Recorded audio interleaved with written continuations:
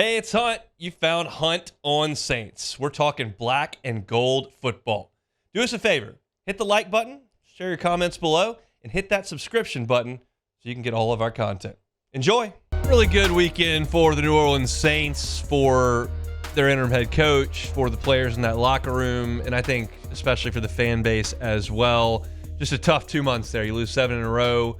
All your hopes from the first 2 weeks dash. Your head coach is gone. Feels like a reset is imminent, and there's just no positivity anywhere.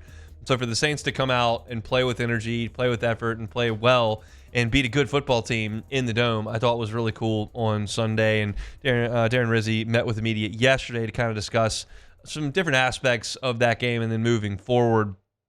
The first question that I wanted to hear from is do they feel a sense of relief after breaking a 7-game skid? I probably got lost in the week last week, because it was kind of like it was a little bit of a fresh start in a new season almost. And so I don't think there was a whole lot of people talking about the losing streak last week more than all the changes. So I think that was a good thing. So, we talked about pressing that refresh button or restart button, whatever you want to call it. So I kind of think that everybody in the building's approach last week was like, hey, man, just want to know. But yeah, overall for the whole organization, the city, getting off the streak is a good thing. So for sure, no doubt. It's interesting to hear that. Darren Rizzi said it. You've heard Derek Carr say that as well. Said the city deserves a winner. And look, they're 3-7. So it's not like things are on the up and up completely. But certainly, I think that the players in the organization feel a responsibility to give some positivity into the city. They know how much the Saints mean to the city of New Orleans.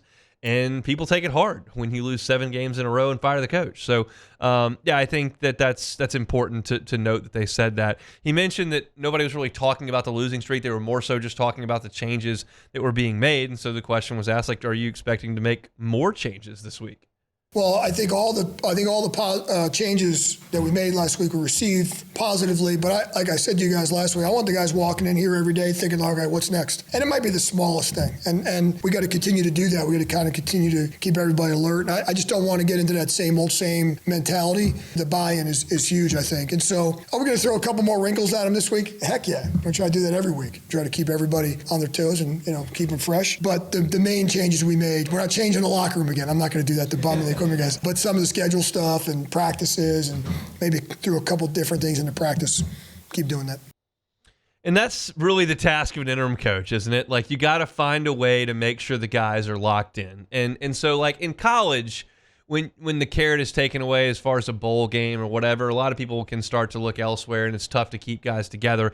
In the NFL, I would suggest it may be a little bit easier with most of the roster because guys are trying to make sure that they're going to keep their jobs.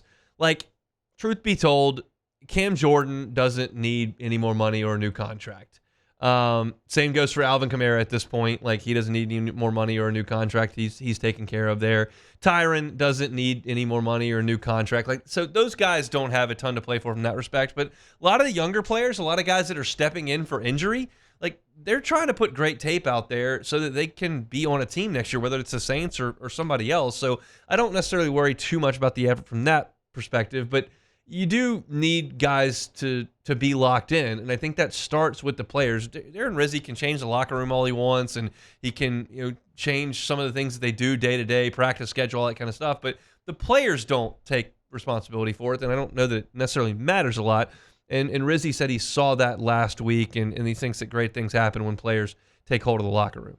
When the players take ownership of the locker room and the players kind of take ownership of the team, great things can happen. Anything can happen. The sky's the limit. And so when you got guys like Honey Badger and DeMario and Cam and AK and Derek and some of these veteran players that are able to look at their performance and say, man, I could do better. I could perform better. I could do this better. There's things I need to work on, and it's great, And so he's obviously got a lot of respect in that locker room. So when he's able to stand up in front of everybody, people listen. People listen to what he has to say. And so when you have a guy like that being the example, I'd step out of the way. That's where it's a positive to have an old team. When you've got an old team, you've got guys that can steer the locker room the right way. The bad thing about having an old team is that the players get old. And we know that Cam Jordan is currently fighting Father Time for every single second he possibly can. And we know that Father Time is eventually going to win that battle. He's undefeated.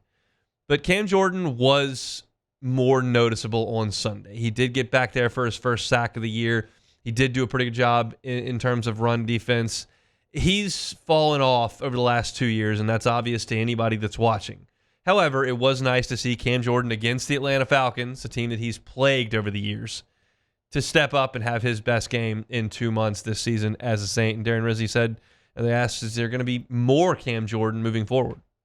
There was a conscious decision to get him more involved. Every game plan is going to play out a little bit different. With the D-line rotation, depends on kind of who you're playing, their personnel. I think yesterday's game was very conducive to Cam. I think he executed very well. Quite frankly, I think probably Cam, if you talk to the defensive coaches, and from what I saw from watching the film, Cam probably had his best performance this year. And it's not only he made a couple splash plays, just the whole 40 plays that he played were good. But yeah, I mean, listen, that may fluctuate week to week. Probably want to definitely get him more than 10 like he had the week before, and somewhere 40 might be his max there. But so he kind of maxed him out yesterday. But no, listen, all good. I thought he played very well.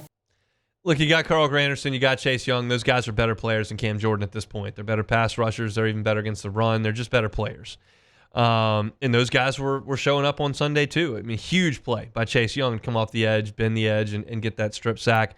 And so those two guys are going to play more, but they liked what they saw in the matchup against Cam Jordan, and so they wanted to get him out there. I think that's probably not going to be as prevalent in this game coming up against Cleveland, because I think you want to send some pass rushers at Jameis Winston to force mistakes.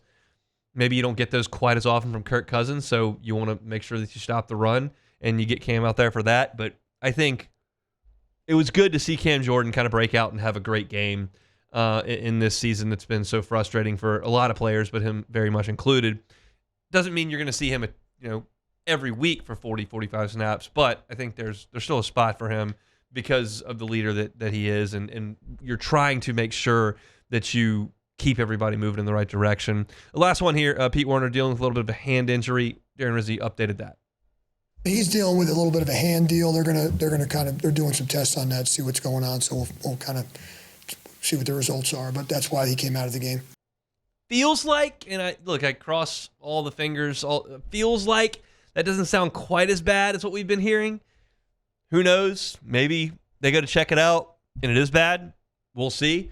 But Pete Werner's the guy they need in the middle of that defense. He's part of the youth of the defense. And there's not a lot of youth on this Saints defense, so having him move on, even though you do have Willie Gay and Damari Davis is still there, just would rather keep Pete Werner around. He's a guy that I think you can begin to build around. Not that he's a centerpiece of an elite defense, but he is a capable NFL player, and so hopefully he's doing okay with that hand injury down in New Orleans. Sharif Ishaq's going to jump aboard with us coming up in an hour to talk about the Saints a little bit more. Also talk about the Pelicans' ridiculous injuries. But the question for the Saints today was last week just one of those kind of short-term adrenaline shots, or did you kind of get rid of some of the negativity that was in the building, getting a little bit healthier? Maybe you can play well down the stretch. And I'm not going to sit here today and harp on the fact that you definitely need the Saints to keep losing.